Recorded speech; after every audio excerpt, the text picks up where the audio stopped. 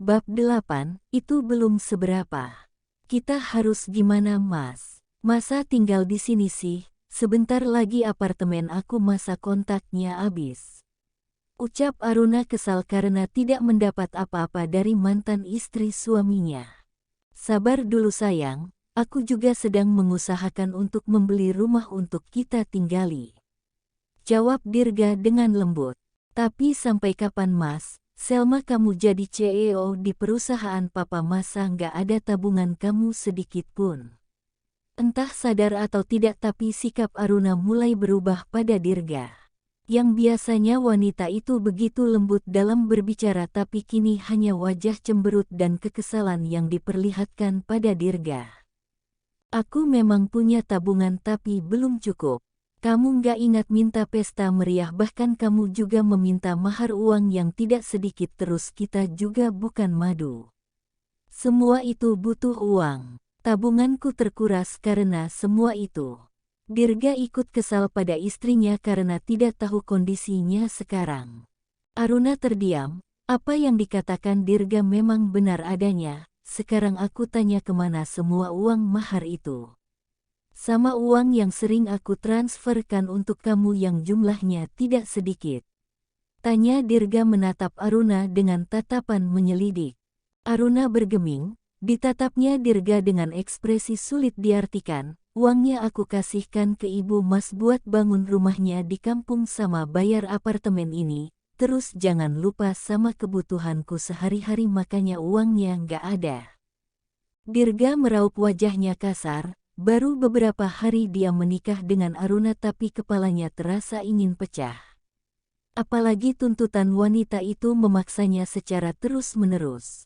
Dan sekarang dia tidak memiliki lagi pekerjaan, orang tuanya bahkan tidak ingin lagi dia mengelola perusahaan itu. Apa kamu nggak punya tabungan lagi? Adalah, tapi masa pakai uangku sih Mas? Kan kamu kepala keluarga di sini. Ya nggak bisa gitu dong. Jawab Aruna semakin kesal, Dirga mengungkit-ungkit uang pemberiannya. Bukan begitu maksudku sayang, tolong kamu mengerti dulu. Jika kamu ingin memiliki rumah maka bantu aku pakai uang tabunganmu dulu. Kalau aku sudah dapat kerja aku akan mengembalikannya lagi, bujuk Dirga memelas. Nanti aku pikirkan lagi Mas, aku tidur dulu. Capek aku, wanita itu meninggalkan suaminya di ruang tamu apartemennya. Dia masuk ke kamar dengan perasaan dongkol. Dirga hanya bisa menghela nafas panjang, menyandarkan kepalanya di sofa dengan mata terpejam. Tak lama dia segera beranjak dan menyambar kunci mobilnya. Tujuannya kali ini ke rumah Ayumi, mantan istrinya. Tak membutuhkan waktu lama akhirnya pria itu telah sampai pada rumah yang besar dengan lantai 2.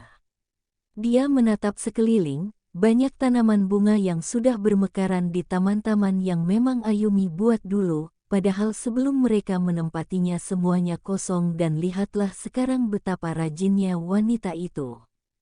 Pak Dirga, ucap penjaga gerbang itu melihat mantan majikannya. Dia sudah tahu jika sekarang majikannya telah bercerai karena memang Ayumi mengatakan padanya, jika sewaktu Dirga datang bisa lapor dulu padanya. Ada yang bisa saya bantu Pak? Tanya penjaga itu dengan sopan dari dalam pagar. Buka pagarnya saya ingin masuk. Jawab pria itu tanpa tahu malu. Tapi ibu sudah berpesan jika bapak datang maka saya harus melapor dulu. Jadi bapak tunggu di sini dulu ya, ucapnya segera meninggalkan Dirga yang masih di dalam mobil. Tak lama dia kembali lagi, kemudian pagar terbuka dan mobil Dirga sudah masuk dalam pekarangan rumah mantan istrinya. Pria itu segera masuk dan mendapati Ayumi serta beberapa koper yang sudah berjejer di sampingnya. Kening pria itu berkerut, dia mengira jika Ayumi akan pergi, kamu mau pergi? Tanyanya seperti orang bodoh. Ini barang-barang kamu. Silahkan ambil dan segera pergi dari sini. Saya tidak ingin nanti istrimu mengamuk mengira saya menggodamu. Jawab Ayumi santai bahkan tak ada guratan kesedihan di matanya. Kamu mengusirku. Tentu, Ini rumahku dan kita sudah tidak memiliki hubungan apapun, jadi tidak perlu bertanya hal bodoh seperti itu. Dirga dibuat mati kutu oleh jawaban telak mantan istrinya. Helaan nafas berat keluar dari mulut Dirga. Aku ingin bertemu Dania, ucapnya menatap ke sana kemari mencari keberadaan anaknya. Apa kamu tidak tahu hati ini hari apa? Dania nggak ada di sini, dia ke rumah orang tuaku sedang liburan, mungkin lusa baru aku menjemputnya. Kenapa kamu membawanya ke sana bahkan tanpa seizinku, ucapnya dengan menaikkan nada intonasinya sedikit. Ayumi terkekeh pelan, kenapa aku harus meminta izinmu? Aku membawanya ke rumah orang tuaku bukan seperti kamu menitipkan pada penjaga anak dan asik berduaan dengan Aruna dulu. Dirga tersentak kaget sebab Ayumi mengetahui hal itu. Tapi dari mana dia tahu? Aku mengetahuinya dari anakmu sendiri, sambungnya kembali. Aku tidak usah mencari pembelaan, silahkan cepat pergi dari sini. Usir Ayumi kemudian beranjak dari sana tapi langkahnya terhenti ketika tangganya ditarik paksa. Apa kamu puas sekarang telah melakukan ini padaku? Bahkan papaku sudah tidak ingin aku mengelola perusahaannya. Tanya Dirga dengan ajah dinginnya. Ayumi langsung menghempaskan tangan Dirga hingga terlepas dari cengkraman pria itu. Itu belum seberapa, aku akan membuat hidupmu lebih susah lagi. Balas Ayumi dengan senyum liciknya. Maafkan aku Ayumi, ujar Dirga secara tiba-tiba, bahkan pria itu sudah menjatuhkan tubuhnya di hadapan Ayumi. Aku tahu selama ini kamu begitu kecewa terhadapku yang tidak pernah memberimu kehangatan dalam keluarga. Tapi aku tidak bisa melakukan itu dalam kepura-puraan. Lanjutnya lagi dengan wajah tertunduk. Berdirilah, saya tidak butuh lagi jika kamu menyesali semua perbuatanmu. Semua yang berlaku biarlah menjadi kenangan menyakitkan bagiku dan Dania. Balas Ayumi membuat pria itu menatap sendunya. Tapi ini yang terbaik untuk kita, agar kamu bisa bahagia dengan pria yang juga mencintaimu kelak, timpal Dirga. Mungkin yang kamu maksud terbaik untuk kamu saja, sedangkan saya dan Dania harus menanggung sakit akibat ulahmu. Wanita itu segera memalingkan wajahnya tak ingin menatap Dirga. Bayangan Dania yang terus menanyakan ayahnya membuat hatinya sakit, padahal anak itu selalu diabaikan oleh Dirga, tapi rasa sayangnya tidak pernah pudar sedikit pun. Karena merasa tak ada lagi yang perlu dibicarakan, akhirnya Ayumi beranjak dari sana membiarkan Dirga tetap terduduk di lantai. Dengan terpaksa akhirnya Dirga mengambil koper yang sudah tersusun rapi tadi dan memasukkannya dalam mobil dan menuju ke apartemen di mana dia dan istrinya sekarang tinggal. Setelah kepergian Dirga, Ayumi segera mengganti pakaiannya karena hari ini dia ada pertemuan dengan seseorang yang ingin memesan partai pakaian di butiknya. Inilah yang Dirga tidak tahu dari mantan istrinya. Jika selama ini Ayumi memiliki usaha butik yang cukup terkenal dengan pakaian-pakaian muslim modern, bahkan banyak orang memakai brandnya. Dia segera melajukan mobilnya menuju ke arah butiknya, tak membutuhkan waktu lama akhirnya dia sampai. Para karyawan yang melihatnya sempat menatap pada Ayumi. Apa orangnya sudah datang Dinda? Tanyanya pada asistennya. Sudah Bu. Baru saja 5 menit yang lalu, jawab Dinda kemudian mengarahkan Ayumi menuju bertemu dengan orang itu. Assalamualaikum, selamat siang Bu, ucap Arumi membuat wanita parubaya yang berpakaian syari modus itu langsung menoleh dan tersenyum.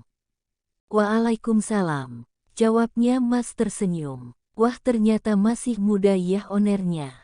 Saya kira seumuran sama saya, hehe, ucapnya dengan terkekeh pelan. Alhamdulillah Bu, panggil saja Ibu Wulan. Baik Bu Wulan. Setelahnya mereka membahas masalah pekerjaan, ternyata Bu Wulan memiliki usaha salon, makanya wanita parubaya itu terlihat marah muda padahal usianya sudah menginjak umur 50 tahun. Ah nak Ayumi bisa saja. Saya ini sudah tua loh. elaknya dengan malu karena dipuji masih cantik. Saya benar-benar loh nggak bohong. Saya kira umur ibu masih 30-an, kekeh Ayumi membuat Wulan ikut terkekeh juga. Kapan-kapan mampirlah ke salin saya. Nanti saya kasih gratis sebagai perkenalan. Insya Allah, jika saya ada waktu Bu, jawab Ayumi. Karena cukup lama berbincang-bincang ringan akhirnya Wulan pamit undur diri karena masih ada beberapa kerjaan yang harus dia selesaikan. Ayumi juga keluar dari butiknya. Dia akan kembali ke rumahnya lagi karena tujuannya hanya untuk menemui kliennya sebab wanita parubaya itu ingin sekali bertemu dengannya maka dari itu dia terpaksa turun tangan.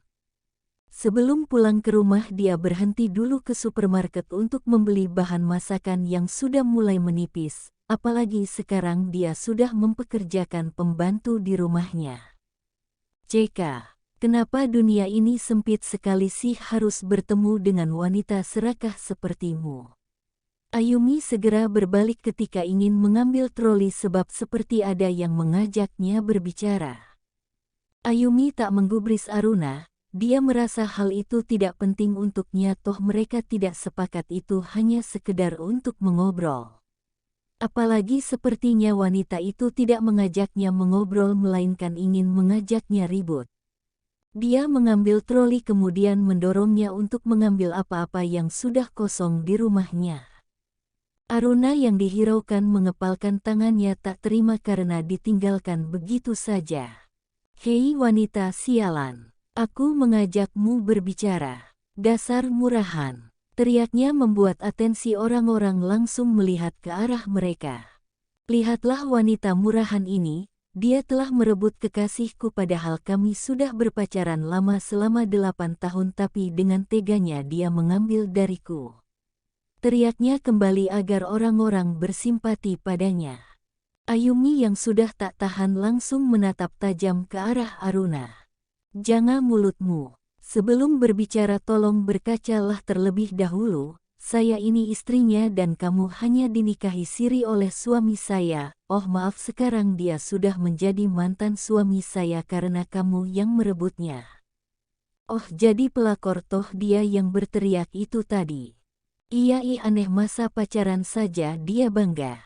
Mungkin dia frustasi karena pacarnya sudah menikah dengan wanita baik-baik, sedangkan dia hanya bisa gigit jadi. Begitulah pelakor merasa tersakiti padahal dia yang merebut. Masih banyak lagi gunjingan terhadap yang dilontarkan oleh orang-orang di sana membuatnya langsung marah. Diam kalian. Kalian tidak tahu apa-apa tentang hidupku. Teriaknya dengan wajah memerah. Dirga yang datang entah kenapa langsung menghampiri Aruna dan memeluk istrinya itu. Bawa istrimu pergi dari sini. Lihatlah dia ingin mempermalukan saya tapi dia sendiri yang malu akibat kebodohan sendiri. Ujar Ayumi langsung meninggalkan mereka. Sedangkan Dirga membawa Aruna keluar dari swalayan itu karena sedari tadi orang-orang menyorakinya tak henti. Bersambung.